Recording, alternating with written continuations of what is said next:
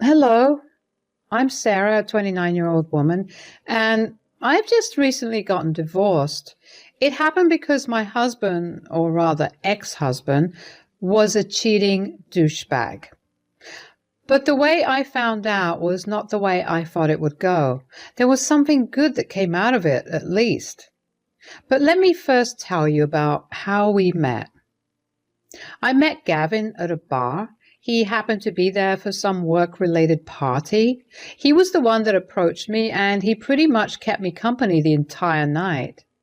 I must admit that I was very insecure about myself, so to get that much attention from a man was nothing short of an ego boost. Anyway, after we met for the first time, we went out on a couple of dates. I found out that he was 6 years older than me, but I didn't mind that because I had always had a thing for older men. He was also surprisingly a lot more charming than he was at the bar. We went on multiple dates until we decided we wanted to make our relationship official. Before I continue, I should tell you that my big dream has always been to own my own place.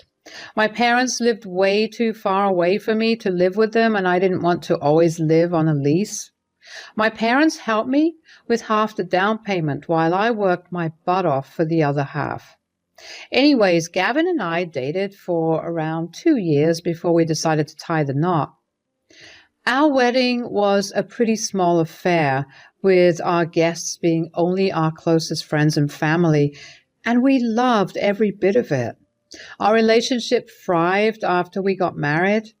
Never in a million years had I thought that Gavin was thinking of or even capable of cheating on me. Another thing I do want to say is that Gavin's mother, Eleanor, and I had a really good relationship.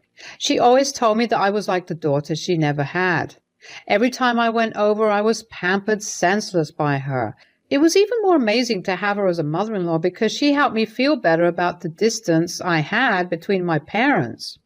She made me feel like I still had my mom with me. So when I finally had saved up enough to pay the down payment for a house, and I did purchase a house, the first people I celebrated my milestone with were Gavin and Eleanor. Both of them were really happy for me, and I was glad I had good people by my side. The only weird thing that happened was Gavin being adamant about being the one to create copies of the house keys. I didn't think much of it because I just thought that Gavin wanted to lighten my workload or something. I don't know, it's dumb, but that's just how I rationalized it. The next year, Gavin and I lived blissfully. We had a whole house that we could decorate and design however we wanted to. Gavin and I took up several renovation projects that I thought brought us only closer because it entailed spending a lot of time together. Essentially, I thought our relationship was going great. And then, one day, Eleanor called me out of the blue. "Hi, Sarah." "Hey, Eleanor, what's up? Why the sudden call?" I, I don't know how to put this nicely. I have some rather shocking news. Do you think you could be seated for this?" "Seated? What's wrong? Are you okay?" Yes, I'm okay. I just know this will devastate you, and I need you to not hurt yourself." "Eleanor, you're scaring me. What's going on?" "Okay, so I happened to overhear Gavin talking to someone on the phone the other day when you guys were over for brunch. He seemed to be speaking very lovey-dovey with them. I knew it couldn't have been you because, well, why would you guys speak on the phone when you were in the same place?" "Oh, well, I started snooping through his stuff. I know it's not right, but I just didn't want my son to be a cheater. I made up some stupid excuse and managed to get access to his email. I managed to find out that he has been cheating on you with 2 other women." "What? How? How could he do this to me?" "I'm so sorry that this is happening to you.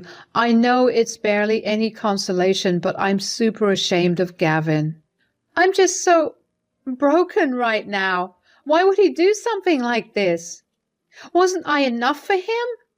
He had to go and cheat with not one but 2 other women? Oh, honey, that's not the case at all. No one deserves this, and neither do you. But I'm afraid it does get a little worse.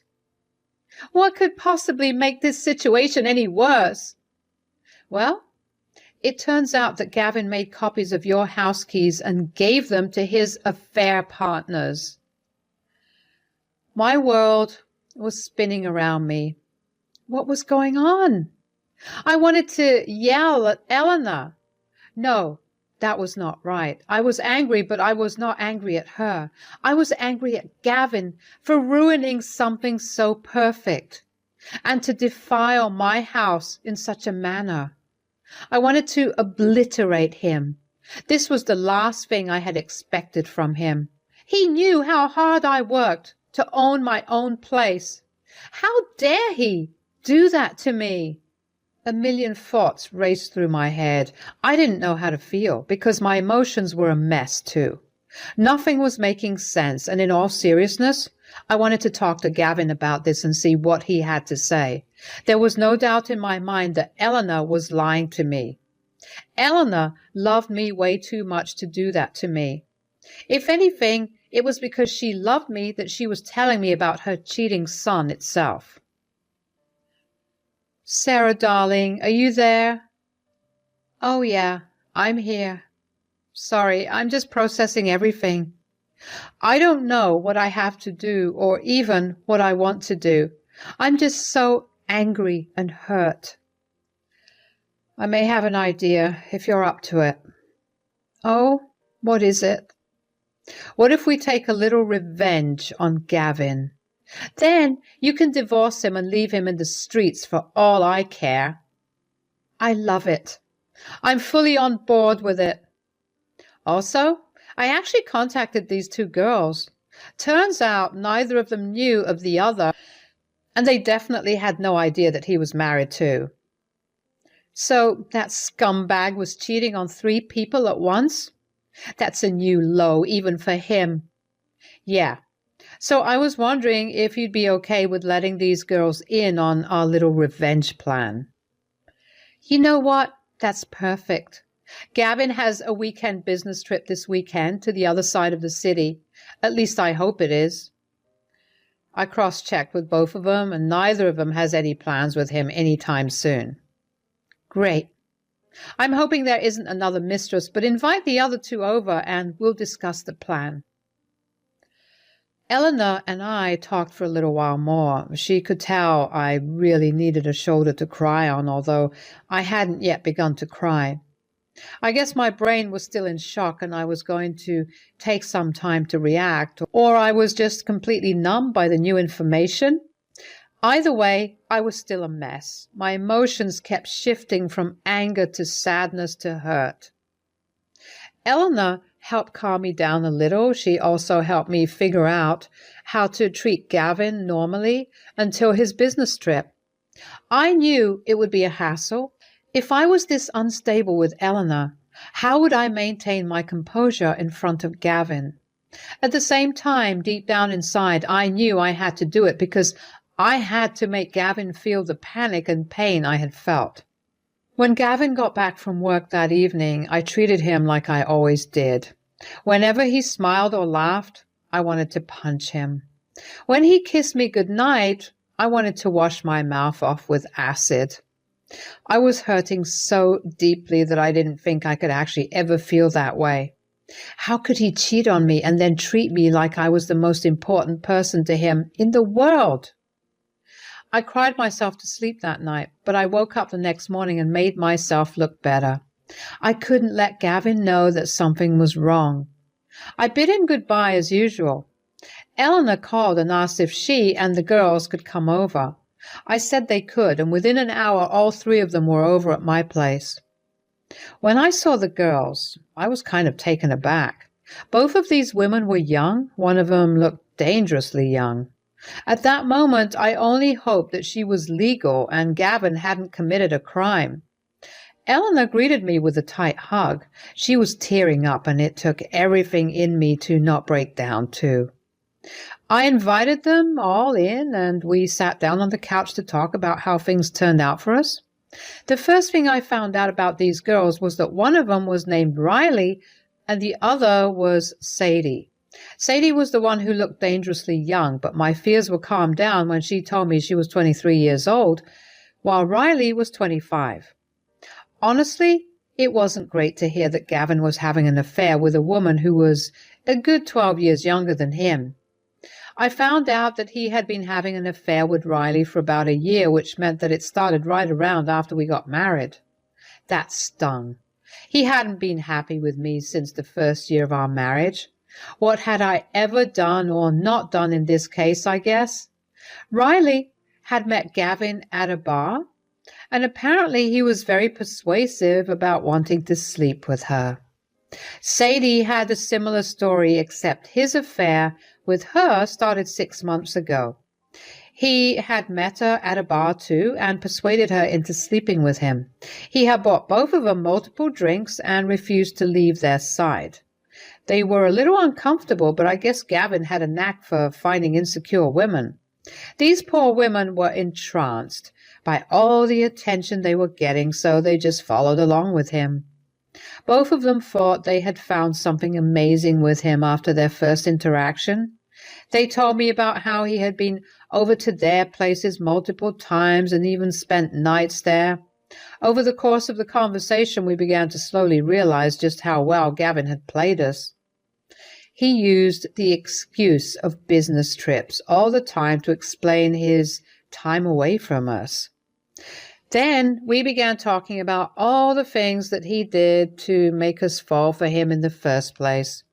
Since I had been the oldest of the three of us, I started telling them about how he had been super charming and how he was a great listener. They agreed with me. As the conversation went on, we realized that he literally used the same moves on all of us. If any one of us received flowers, the other two received them as well. I don't know what he was trying to accomplish with that, but I felt like I was about to throw up.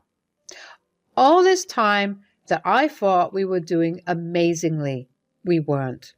Every time he made me feel special, like I was the only woman in his eyes, I was not. I was just one of the ladies on his roster. I felt beyond betrayed. Riley and Sadie looked pale, and I figured I did too. We kind of just sat in silence for a while as we processed everything we had learned. Eleanor was the one to break the silence and bring us back to earth. Wow, okay, so my son is the scum of the earth, but we're not here to discuss that.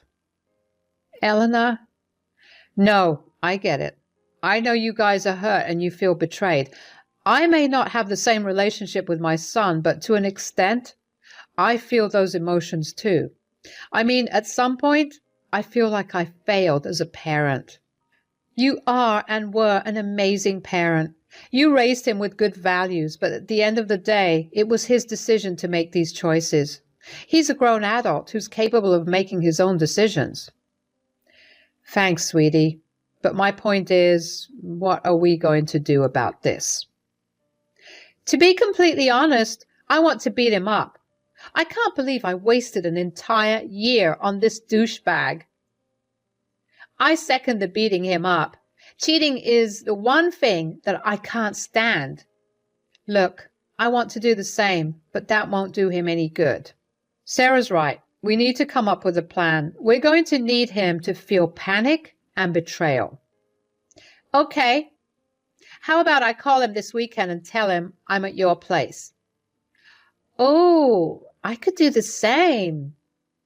Yeah, and since he'll be away, he'll be panicking about our meeting. And what if he does manage to make it back home that night? We'll just be sitting inside, home, and looking like we're the best of friends. That's smart. That will definitely make him sweat even more.